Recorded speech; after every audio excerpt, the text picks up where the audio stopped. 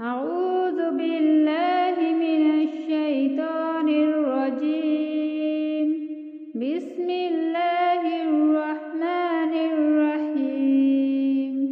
آمن الرسول بما أنزل إليه من ربه والمؤمنون كل آمن بالله وملائكته وكتبه ورسله لا نفرق بين أحد من رسله وقالوا سمعنا وأطعنا غفرانك ربنا وإليك المصير.